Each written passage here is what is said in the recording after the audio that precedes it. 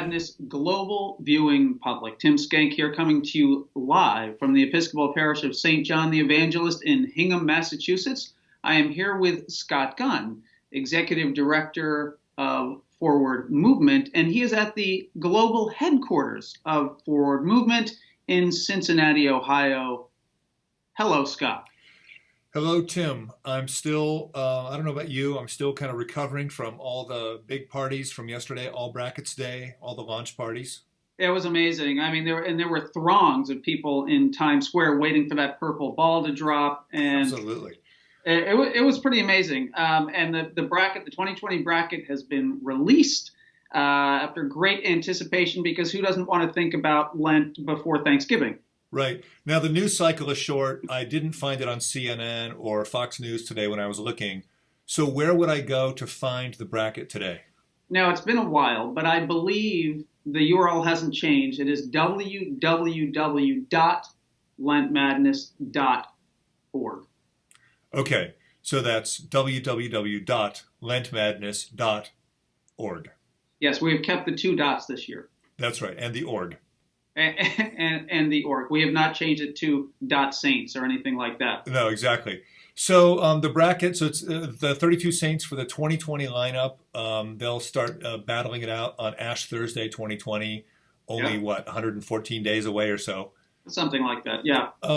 Who are some of the big saints in this year's bracket?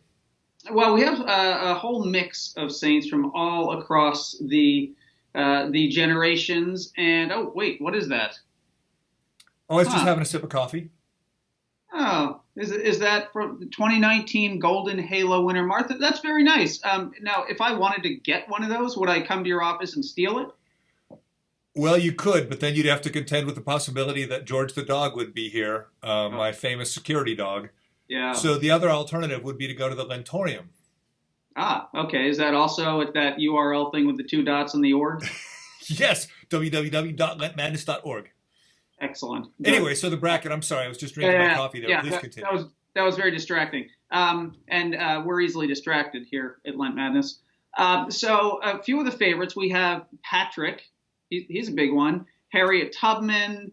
Who else is in there? We have Claire of Assisi, Hildegard. Marjorie Kemp, a lot of people like her. Yep, Joseph. Joseph, not of the Technicolor Dreamcoat Joseph. And not Joseph of Arimathea, but... No. But the dad of Jesus. Right on, from Jesus' house, yeah. Yeah, exactly. Jude is in it. I mean, if the SEC ever needed a patron saint, perhaps the lost causes would apply to us. Exactly. And a whole bunch of other ones. There's actually a quartet of Elizabeths this year. Wow. Yeah, one in each quadrant. There's Elizabeth of Hungary, Elizabeth the New Martyr, Elizabeth Fry, and Elizabeth, the mother of John the Baptist. Wow. How did it come to be? What clever people got Elizabeths into all four quadrants? It's pretty amazing. So I could say that it was the Lent Madness Global Viewing Public who nominated all of these saints, but the real heroism, as usual, falls on us. Exactly. So I'm excited.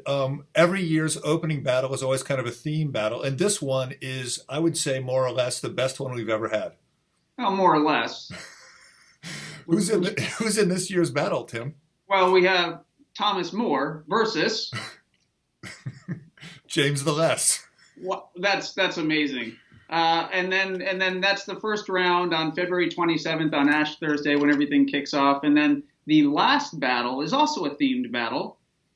That's right. This year, so we do this every year, or for the last few years, the first and last battles are kind of have some themes. This year, it's Claire of Assisi versus Isidore of Sevilla. Now, why is that a themed battle, Scott? Well, Claire, of course, is the patron saint of television. Yeah. And Isidore is the patron saint of the internet. So, wow. So how do you waste your time? Exactly. Yeah. So binge watching or web surfing, everyone's going to be able to decide. And Is, I looked at this up. is there a patron saint of Monday Madness? We should get one. Yeah. It would be the patron saint of what? Brilliant cinematography and Yeah. incisive dialogue, no doubt. Yeah, no doubt. And humility. Yeah. Well, that goes without saying, obviously. Now there were a couple study aids this year. Is that right? Oh, look, there it is. Huh. So this is this year's installment of the Saintly Scorecard 2020. It says it right on there, 2020. So you can buy it now in 2019, but it's to be used in 2020. As you can see, it's in full color. That's not a trick of the camera. And in the back, it has a matchup calendar, so you can see when your favorites are going to be up. And then some ads. And then you can unfold it, and it's got the full bracket. That's amazing. Right there. And it's got inside, it's got biographies of all 32 saints, their picture, a little prayer. It's just, it's the essential guide to Lent Madness. And also, it's been autographed. You can see it right here. Every single one is autographed by us. Yeah. That my hand still hurts. Yeah. So people can go to the Lentorium and get these. And what's amazing is how much do you think something like this would cost? Full color, 32 saint biographies, full color bracket. How much do you think this ought to cost? I would pay $80-$90. I would too, easy. To say nothing of buying some extra ones to sell on eBay later for a lot of money. No, turns out you can buy these things. Single copies are just $3. It's insane. Wow. Isn't there a cost of living increase by now? Hasn't it been that much forever? No, it's you would think so, but we're just that generous. Wow. And if you buy them in bulk, if you buy 3 packs of 10, so if you buy 30 or more, they're just $1 each. That's crazy. So at that price, you could just get one for everybody in your town, everybody in your church. Yeah. Just buy them for everybody. Now, the other thing, Tim, is that I'm pretty excited about is we got these just in the office. It's a barcode. That's phenomenal. So, I was thinking if I wanted to have like a slightly larger bracket than what you just showed me, you could either get a screenshot of the thing that you just held up, and then blow it up or take it to Staples. Do they have Kinko's anymore? Or I guess look at that. That thing's huge. Yeah. This thing's huge. It's like, it feels like it's a mile wide, but it's not really. It's, I think it's 36 inches maybe. It's, but it's full color. It's got all the saints. Is it taller than you? It's not much is taller than me. Is that a Scott Gunn growth chart right there? Yeah, no, it's not quite that tall. Anyway, you can get those also on the Lentorium, and they're just $11. But if you buy 2 of them or more, they're only $10. So it's a bargain. Wow, that is, and they look shiny. Is that true? No, it's got a, I believe it's that looks to me like a semi-gloss finish. I'll check with our designer for the next episode, and I'll know. Thank you. But it's a slightly shiny finish, and I these would look great. I would have called it a saintly sheen. No, we'll put that in the marketing copy. Okay. Copy. Thank you. Yeah, no, it's you could put these in your parish hall. You could just put some thumbtacks and put them right on the front of the altar in your church. Yeah. Everyone's looking for a great Lenten array. Absolutely. And these things, either the bracket poster or the scorecard, excellent Advent or Christmas gifts. Yeah. Or you could, why not? Actually, I don't think we've ever thought of this before.